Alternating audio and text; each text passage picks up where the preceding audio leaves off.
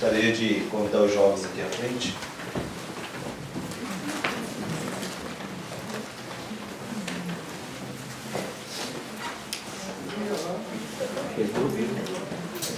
Gostaria de convidar os jovens aqui à frente, por favor. Pedindo para o nosso irmão Marcos estar olhando por eles também.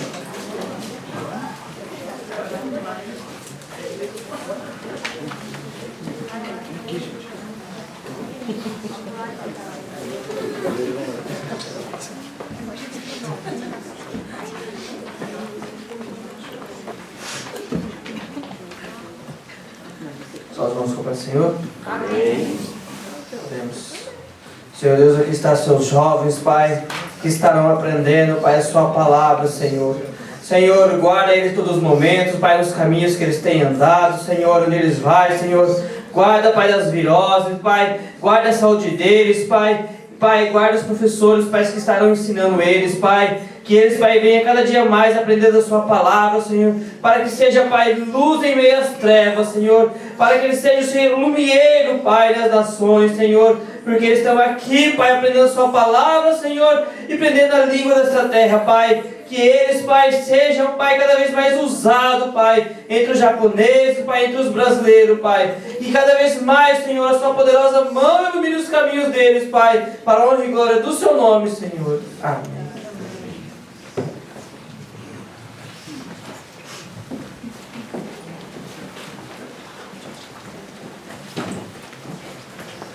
Fazendo a nossa leitura bíblica em classe, se encontra em 1 Samuel, capítulo 15, versículo 17 ao 28. Quem não tem revistinha? Tem telão aí também. Eu vou ler o primeiro, a igreja a segunda, a gente vai intercalando, né? Versículo 17. E disse Samuel: porventura, sendo tu pequeno aos teus olhos, não foste por cabeça das tribos de Israel? E o Senhor te ungiu rei sobre Israel? E enviou-te o Senhor a este caminho e disse: vai, destrói totalmente a estes pecadores, os amalequitas, e peleja contra eles até a ajuda de filhos. Por que, pois, não deste ouvidos à voz do Senhor? Antes voaste ao despojo e fizeste o que era mal aos olhos do Senhor. Então disse Saul a Samuel: antes dei ouvidos à voz do Senhor, e caminhei no caminho pelo qual o Senhor me enviou, e trouxe a Agag, rei de Amaleque, e os amalequitas destruídos totalmente. Mas o povo tomou do despojo ovelhas e vacas, o melhor do interdito, para oferecer ao Senhor, teu Deus, em Gilgal. Porém Samuel disse: tem porventura o Senhor tanto prazer em holocaustos e sacrifícios, como em se obedeça a palavra do Senhor? Este obedecer é melhor do que sacrificar, e o atender melhor é que a gordura de caminhos. Porque a rebelião é como o pecado de feitiçaria, e o porfiar é como iniquidade e idolatria, porquanto tu rejeitaste a palavra do Senhor. Ele também te rejeitou a ti, para que não sejas rei. Então disse Saul a Samuel: pequei, porquanto tenho transpassado o dito do Senhor e as tuas palavras, porque temi o povo e dei ouvidos à sua voz. Agora, pois, te rogo, perdoa-me o meu pecado e volta comigo, para que adore o Senhor. Porém Samuel disse a Saul: não tornarei contigo, porquanto rejeitaste a palavra do Senhor. Já te rejeitou o Senhor, para que não sejas rei sobre Israel. E virando-se Samuel para se ir, ele lhe pegou pela borda da capa e a rasgou. Então Samuel lhe disse: o Senhor tem rasgado de ti hoje o rei de Israel, e o tem dado ao teu próximo melhor que tu. Amém. Estás convidando o nosso professor de hoje, nosso irmão Massami. Está pedindo para a nossa missionária Thalita estar orando por ele, amém?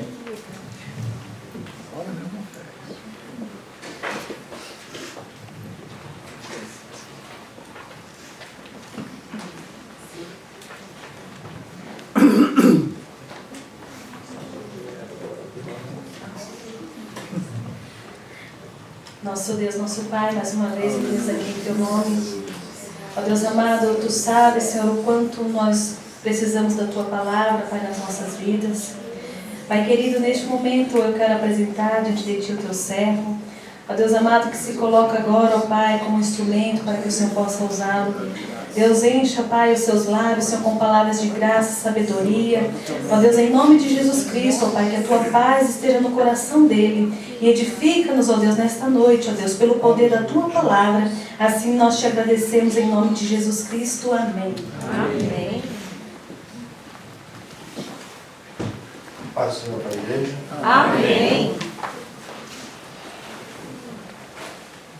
Hoje nós vamos estudar a lição 6. Pode sentar, irmãos. Lição 6, hoje, o título diz assim, né? Rebelião de Saul, a redenção de Deus. Como não aprender pouco a como não fazer bobagem. Eu estava lá em casa, um pouquinho antes de vir para o culto, né? E um colega meu japonês me ligou e falou assim: você consegue fazer compra pela internet? Eu falei: eu consigo, o que você quer? Eu quero máscara. Eu falei: acho que conta vai não. Aí eu encontrei uma caixinha de máscara, 5.000. Nossa! 3 por 1.500. 10 vezes o valor do normal, né? Não, assim a gente para pensar, né? Os tempos que a gente está vivendo, né? Doideira, né? Tudo bem, o vírus está aí, né? Corona, né? Mas a gente está vivendo um tempo assim que todo mundo está desesperado. Assim, a pessoa parece que não para nem para raciocinar o que está acontecendo, né? Essa semana eu estava conversando com meu filho Felipe, e a maioria das vezes ele fala assim: ô pai, vem cá, eu quero conversar com o pai, né? Aí ele estava mostrando o lugar onde ele está lá, a casa, sem brincadeira, irmão. Por baixo, né? Tinha pelo menos uns 20 pacotes assim, de papel higiênico, né? Eu falei: Felipe, o que é isso que traz aí? É papel higiênico, pai. Eu comecei a contar uns 20. Aí eu tirei a base assim por mim, né? Eu moro sozinho. Não, parece até bobagem que eu vou falar aqui agora, né?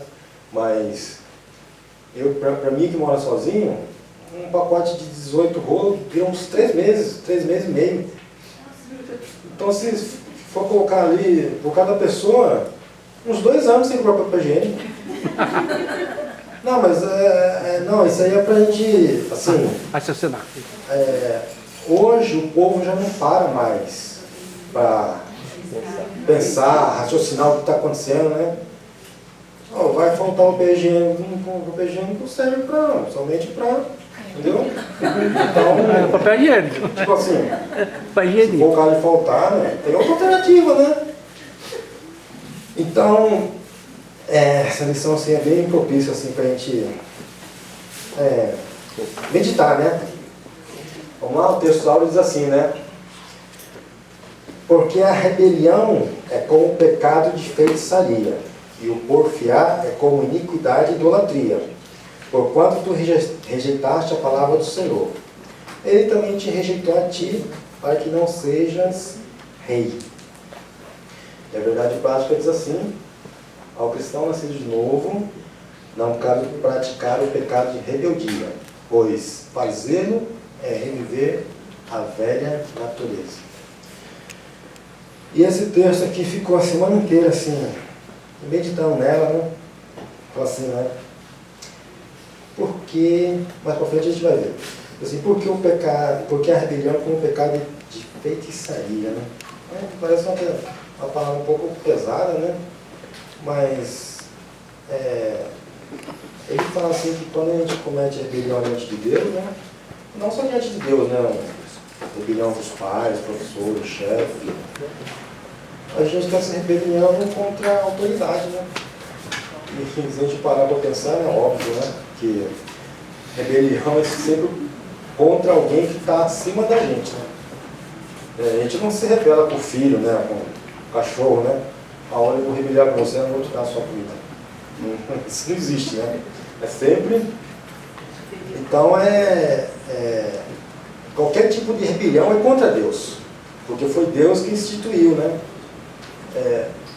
Nós estamos sempre abaixo de alguém que manda, e também nós estamos sob a autoridade de alguém. Como o pastor mesmo diz outro dia, nem que for um cachorro. Então, fala assim que pecado de rebelião é como pecado de feitiçaria, né? Por que feitiçaria, né? Porque essa prática de feitiçaria, a pessoa vai se envolver com o ocultismo, né? Está buscando poderes ali que está fora do nosso domínio, até mais do nosso entendimento, né?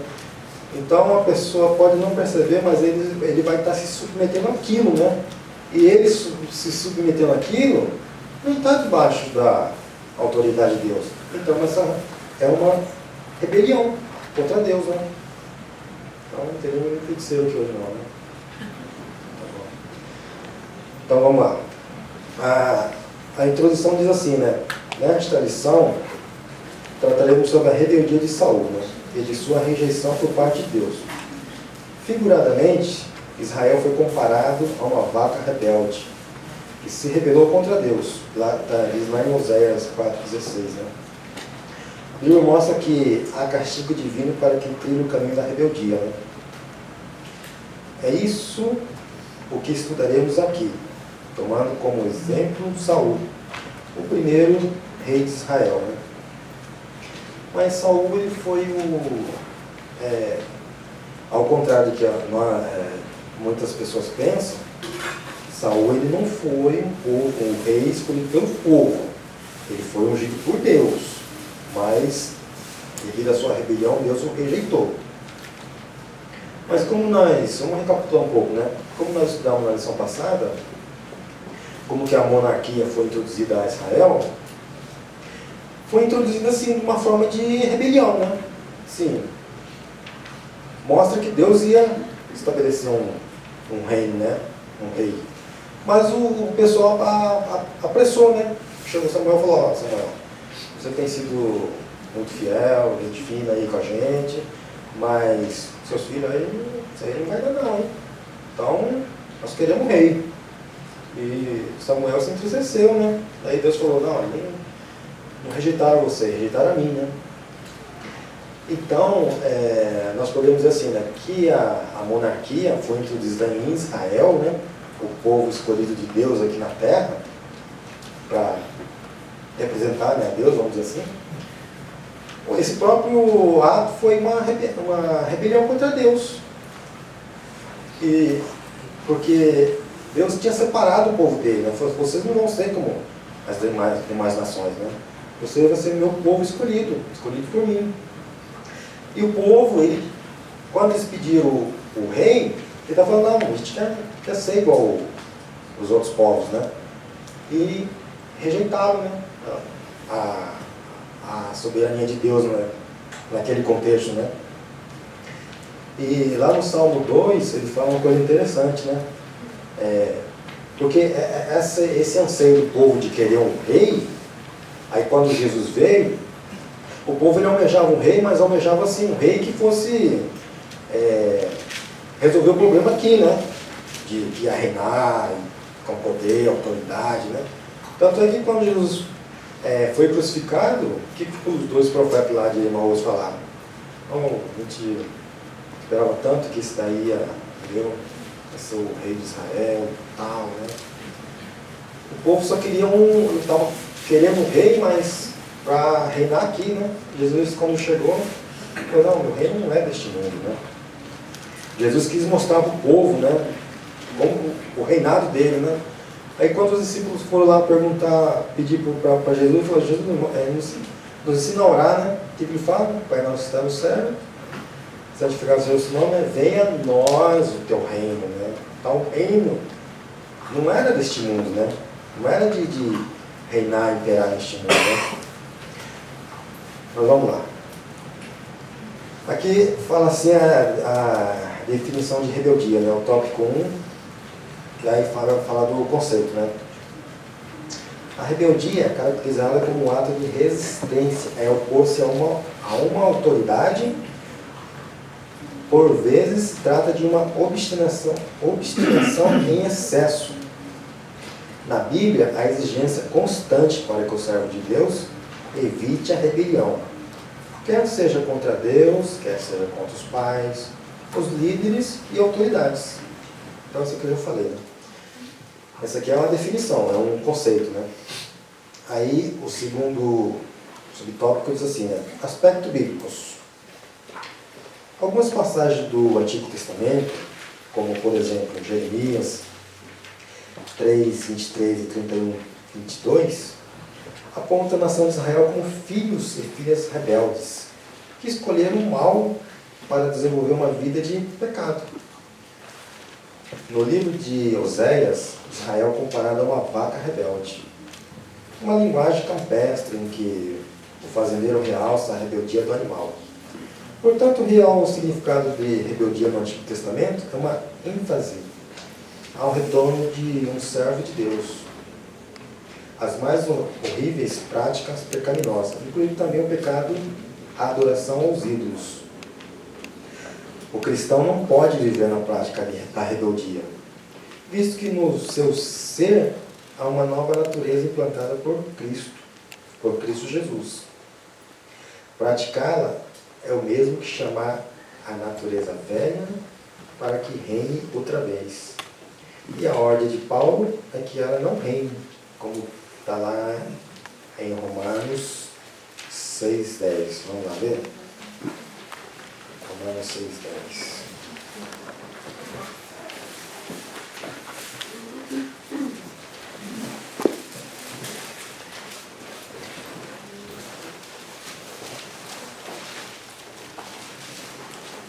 Romanos 6,10 diz assim. Não, 6,12.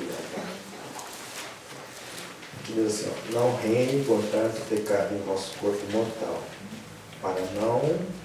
para lhe obedecer em suas concupiscências. O 13 diz assim, então pouco apresentei o vosso membro ao pecado, por instrumento de iniquidade, mas apresentai-vos a Deus como vivos dentre os mortos, e os vossos membros a Deus como instrumento de justiça. E aqui no Oséias ele fala uma linguagem assim, daquele contexto que o Oséias está vivendo ali, fala que a vaca, Deus compara uma vaca rebelde. Né? A vaca rebelde, literalmente, quando ela sai do bando ali, vamos dizer, do bando não, da manada, da manada, né? Literalmente ela pode ir pro brejo, né?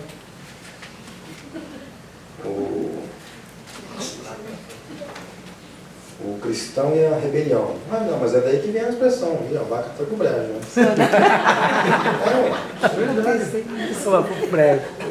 O cristão é a rebelião. A Bíblia ensina o cristão a respeitar todas as autoridades, inclusive os líderes da igreja. Jamais, veja bem, jamais ser insubmisso, rebelar-se. Peraí, gente.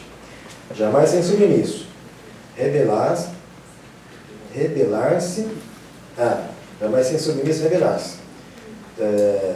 Romanos 13:1 também fala, né, que nós temos que ser submissos às autoridades, porque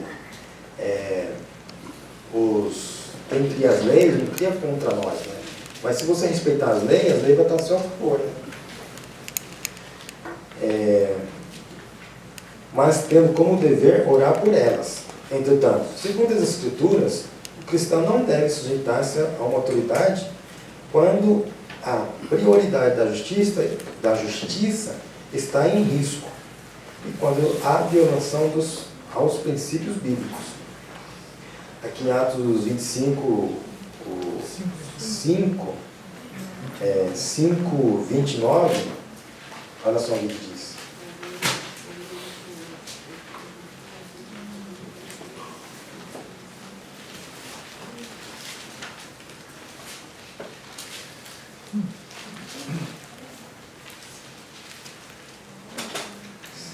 29. Porém, respondendo Pedro e os apóstolos, disseram: mais importa obedecer a Deus do que aos homens. Então, como já disse, toda autoridade foi instituída por Deus. Então nós temos que obedecer, seja qualquer que estiver acima da gente, né? E essa autoridade, a gente só não pode ficar debaixo dela só quando ela induz a pessoa a fazer algo que é pecado, né? Ou e contra a palavra de Deus, né?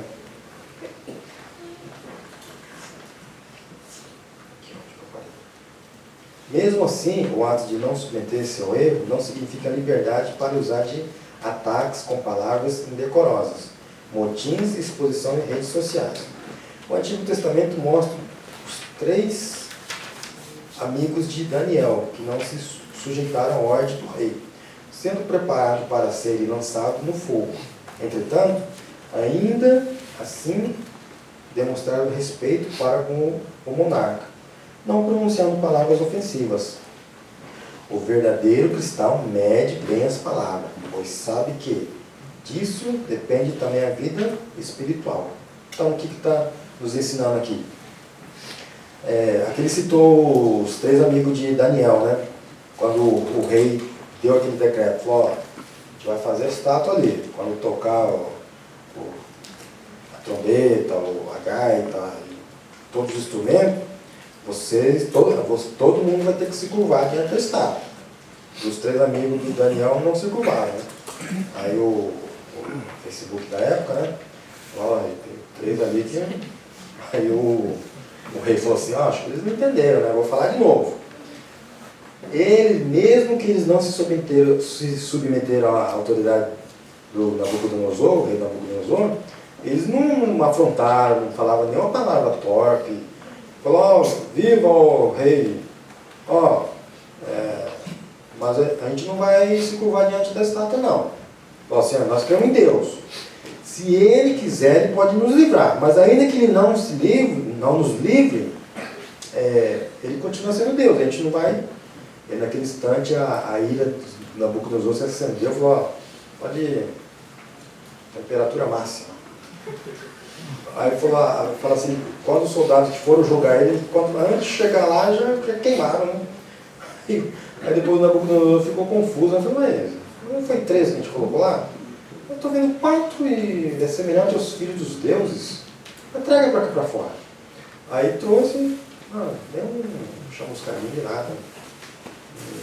Não é por isso que Abednego chamou Abednego, não. Abednego. Então, vamos à conclusão desse... Já? Já, né?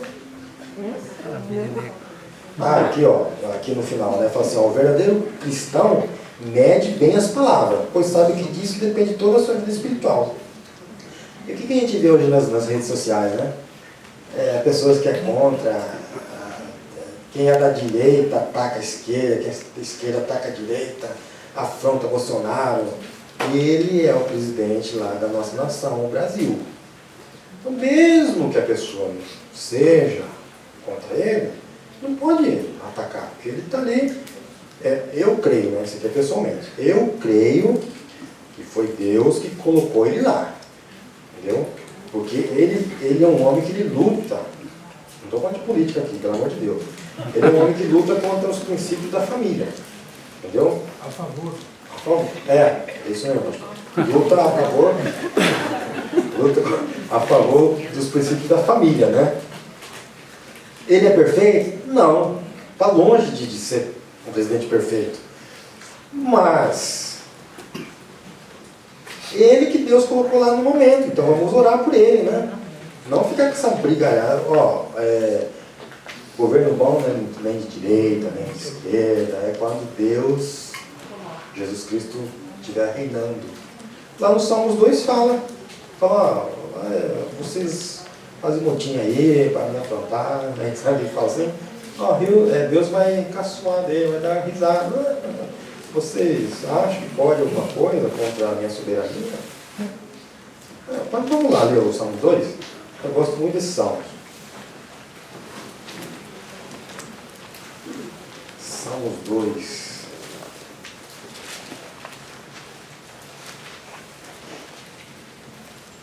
Essa aqui é para aqueles líderes, governantes de nação, que não se dobra diante de Deus, né? Que cria leis, cada lei aí que, entendeu? O que a Bíblia fala? Bem-aventurada a nação cujo Deus é o Senhor. O título aqui da minha Bíblia diz assim: a rebelião das nações e a vitória do Messias. Por que se amontina as nações? Os povos se imaginam coisas vãs. Por quê? Os reis da terra se levantam contra os príncipes, juntos se mancumam contra o Senhor e contra o seu ungido, dizendo: rompamos suas ataduras e sacudamos de nós as suas cordas. Aquele que habita nos céus se rirá, o Senhor zombará deles. Então lhes falará na sua ira, no seu furor os confundirá. Eu, porém, ungi o meu rei sobre o meu monte Sião. Recitarei o decreto. O Senhor me disse: tu és meu filho, hoje te gerei. Pede-me e te darei as nações. Herança e os confins da terra por tua possessão. Tu os esmigalharás com uma vara de ferro, e tu despedaçarás como um vaso de oleiro. Agora, pois, ó reis, ó conselho. Agora, pois, ó reis, seja prudente, deixai-vos instruir juiz na terra. Serviu o Senhor com temor e alegria. Não, com temor e alegrai-vos com tremor. Beijai o filho para que ele não se ire. Pereçais no caminho, quando breve se inflamar sua ira. Bem-aventurado todos aqueles que confiam no Senhor. Então, aqui, gente, não é governo de esquerda, nem de direita, entendeu? Tá tudo, é só quando o Senhor reinar sobre nós. Quando Jesus estava lá para ser crucificado, ele estava lá sendo julgado, e foi falado assim para ele assim: você não vai falar nada em seu favor, você não sabe que eu tenho poder para te livrar ou te condenar. Nenhum poder teria se igual como fosse dado. Amém? Amém. O sentido tópico 1 é: a rebeldia é caracterizada como um ato de resistência, é oposto a uma autoridade. Por vezes trata de obstinação, de uma obstinação em excesso. Não é aquela pessoa teimosa, que não dobra nem, está morrendo, mas, entendeu? Teimoso de tudo. Então, isso é rebeldia, é rebelião. Entendeu? Vamos aqui agora vamos conhecer um pouco de Saul, né? Por que Saul fracassou? A rebeldia de Saul. Aqui no subtópico, sabe por que ele fracassou? Não cumpria com a ordem divina. Aqui no tópico 3, eu não sabia esperar. Entendeu? Então vamos ver então. O subtópico 1 do tópico 2. A rebeldia de Saul. Não cumpria com a ordem divina. Por ordem expressa de Deus, Samuel ordenou a Saul que matasse os amalequitas, porque a medida dos seus pecados estava completa. Ela estava, Deus falou: não, tudo deveria ser destruído e banido, pois os amalequitas estavam sob o julgamento divino. Essa ação divina era para evitar que o mal deles se espalhasse cada vez mais. Entretanto, nada dos amalequitas deveria ser saqueado ou roubado, pois não tratava-se de uma guerra qualquer. O que não poderiam ser queimado como ouro. O que não poderia ser queimado, como o ouro, a prata, o ferro, seriam objetos solenes de consagração a Deus. Mas Saul não obedeceu a ordem divina. Juntamente com 200.000 homens de 11 tribos e outros 10.000 de Judá, lançou-se à batalha, não destruiu o rebanho do inimigo e ainda preservou a vida do rei Agag. O mal que Saul poupou não tardaria não tardaria de lhe atingir. Note que foi uma Amalequita que afirmou ter matado Saul, né? Então vamos entender aqui a ordem que Deus deu a Saul. Ele falou, vai lá, destrói os Amalequitas, porque ó, seu pecado já bastou para mim, acaba com tudo. Acaba com tudo. Mas aqui, né, cadê?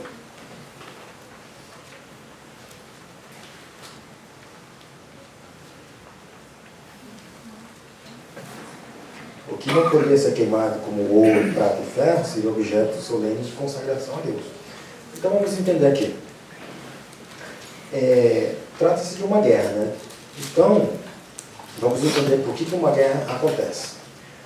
A guerra acontece simplesmente por razões econômicas, certo? Nós vemos na Primeira Guerra Mundial, a Segunda, e toda guerra é por razões econômicas, por poder. Então, nessa guerra aqui, por que Deus falou para Saul não trazer prisioneiros, nem animais, nem nada? Porque não se tratava disso. Se tratava de que os amalequitas, Deus já não estava mais suportando o pecado deles. Então falou, vai lá e destrói tudo. Não era para... Não estava envolvendo poder econômico, né? Era mais espiritual. Aí Saul vai lá, mata o pessoal lá, poupa a vida do rei, traz alguns animais. E esse aí foi o pecado dele. Agora, pior do que isso, de não ter obedecido essa ordem, foi a desculpa. Então, o pior pecado de Saul foi se querer justificar diante de Deus. A gente sabe, né? Quando a gente pisa na bola assim, aquela derrapada, né? Mete o pé na jaca mesmo. Não tem outro caminho se querer justificar. Ah, mas foi por causa do irmão ali, que ele falou aquele negócio, foi por causa dele que eu... Não. Qual que foi a desculpa de Saul? Não, foi o outro mal também de Saul é que ele não admitia, ele falava assim, mas foi o povo que quis trazer para oferecer sacrifício, entendeu? Sempre julgava o povo, colocava a culpa dele no povo. Foi o povo que quis trazer os animais para sacrificar, né? Essa afirmação dele, a gente sim, não atentando o que está acontecendo aqui no contexto, a gente fala assim, mas o que tem, né? Trouxe para sacrificar, né? A questão não era bem essa não, né? Quando o sacerdote oferecia sacrifício a Deus, primeiramente colocava lá o bezerro, a ovelha, né? Sacrificava, né? Mas o sacerdote também pegava um pedaço lá, né? Quando queimava a gordurinha lá, entendeu? Então, o Saul fala assim, foi o povo, não era bem assim, né? Isso aqui, sabe o que nos ensina também? E quando a gente faz algo, para Deus o que vale é a motivação. Quer ver? Eu vou dar um exemplo. A gente às vezes começa um trabalho assim na igreja, né? E assim, uma assistência social. O irmão está lá, todo assim, diante de Deus, né? Sincero, né? Que vai lá, ora a Deus para ver quem está precisando da cesta básica e tal, né? Ele está ali sincero diante de Deus. Uma obra digna, né? Uma obra assim de... como se diz? Está fazendo uma obra assim... para Deus assim... Como que é a palavra que eu posso usar? Honrosa assim diante de Deus, né? Aí daqui a pouco vem um irmão, né? Tá assim, vai ser uma bênção, né? Deus está te usando, né? Aí naquele momento, se ele deixar o orgulho entrar no coração dele, aí ele vai continuar fazendo. Ele vai continuar fazendo, né? Aí aquela primeira motivação dele, ele fazia porque, entendeu? Queria fazer algo para Deus, né? Ninguém estava bem, não recebia elogio. Aí ele recebe elogio, não quer nada, entendeu? Eu sou bem. estou ficando importante, né? Se não for eu aqui, o negócio não vai andar, né? Aí ele continua fazendo. Ele vai continuar ajudando os alimentos, vai continuar para direcionando, né, para quem precisa, né? Ele está fazendo a mesma coisa, mas a motivação já mudou. A motivação agora dele é de como se diz, de receber elogio, entendeu? Falou, eu fiz aquela vez lá, irmão, entendeu? Olha, reconheceu o meu trabalho, né? Ele está continuando a fazer, tá? Entendeu? Mas a motivação dele mudou. Então aqui quando o Saul fala assim, foi o povo que peitou os animais. Não, desculpa. Mas sabe aquela a velha desculpa esfarrapada, entendeu? Talvez, né? Saul estava pensando na parte que tirava ali, né? Entendeu?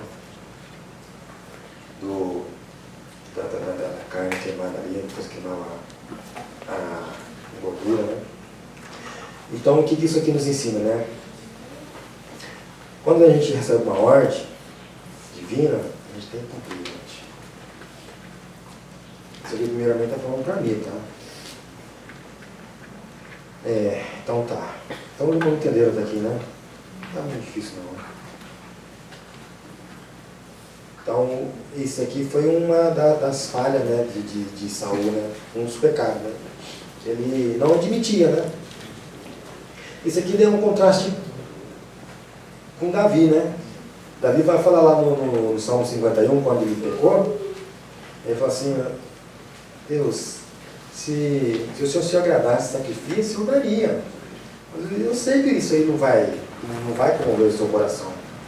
O que te comove, o que comove o seu coração, o que vai te tocar, Senhor, é um coração quebrantado diante de ti.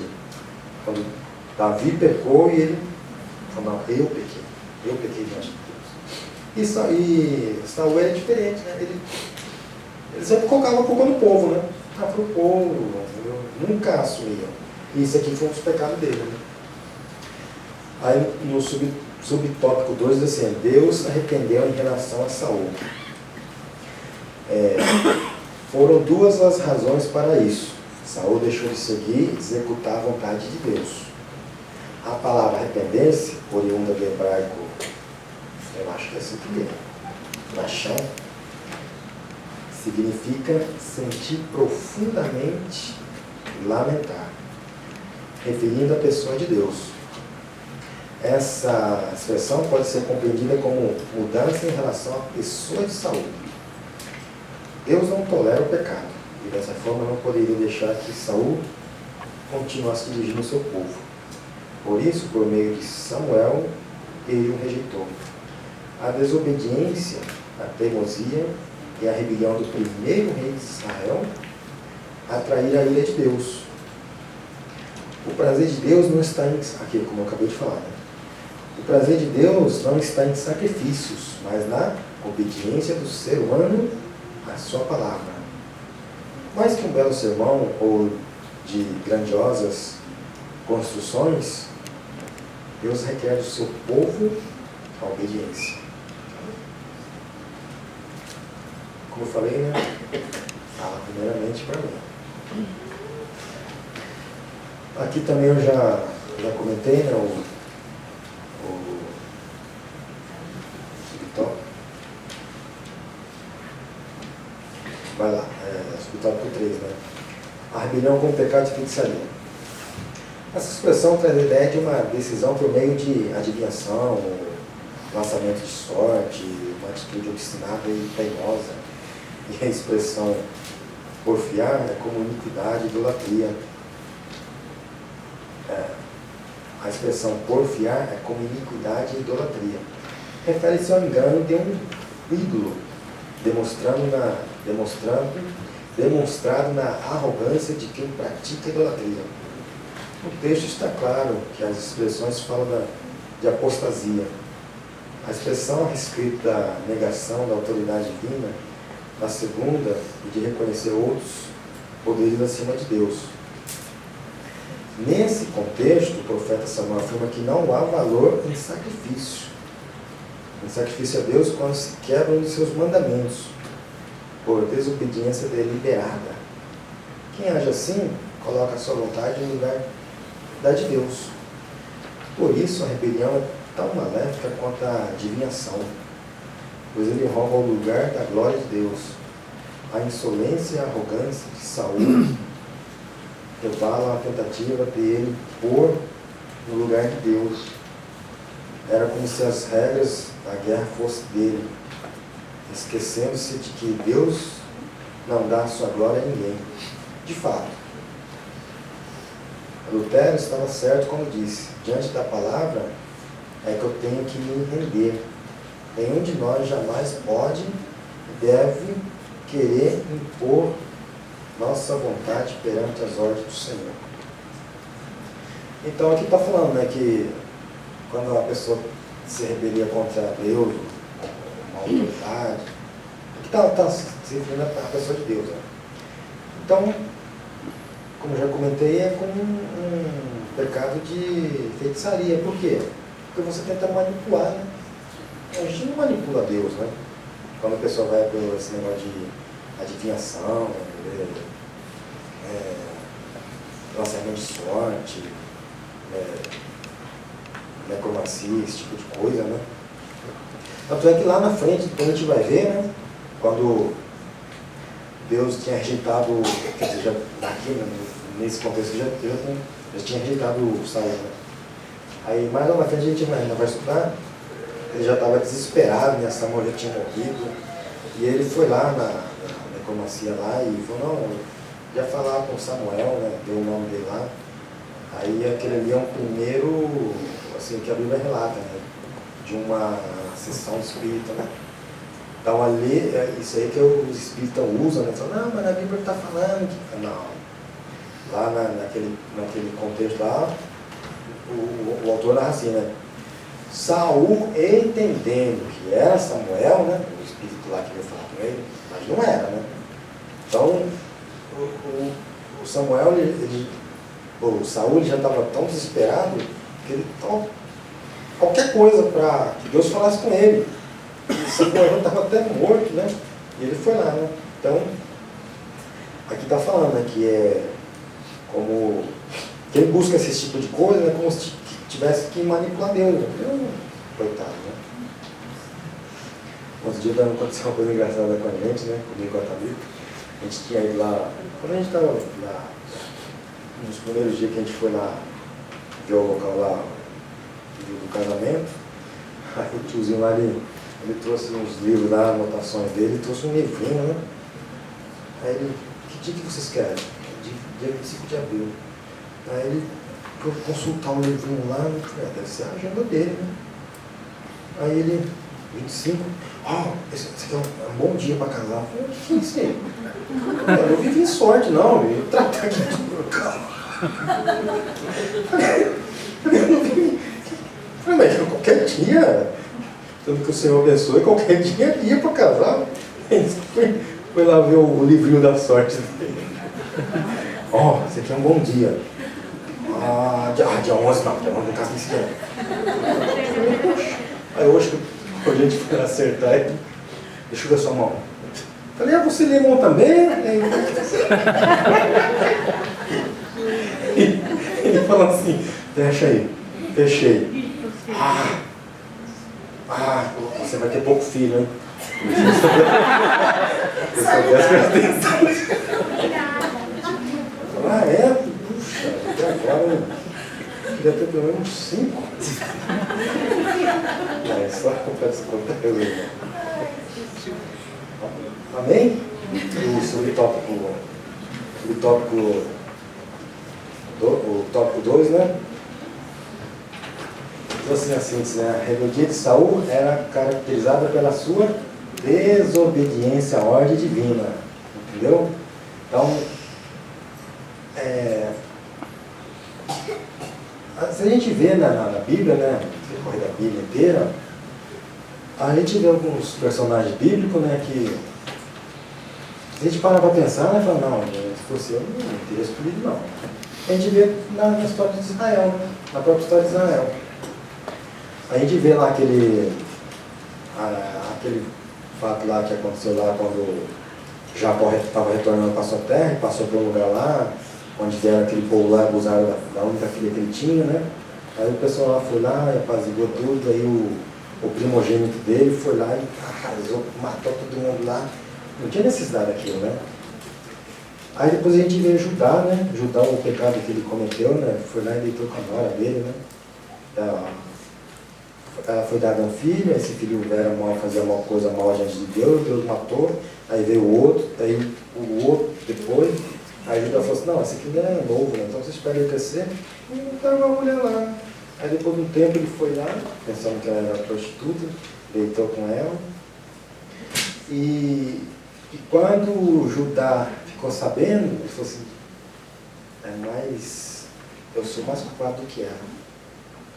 Aí a gente vê assim, o pecado que Rubem cometeu, né, que era o primogênito, Judá.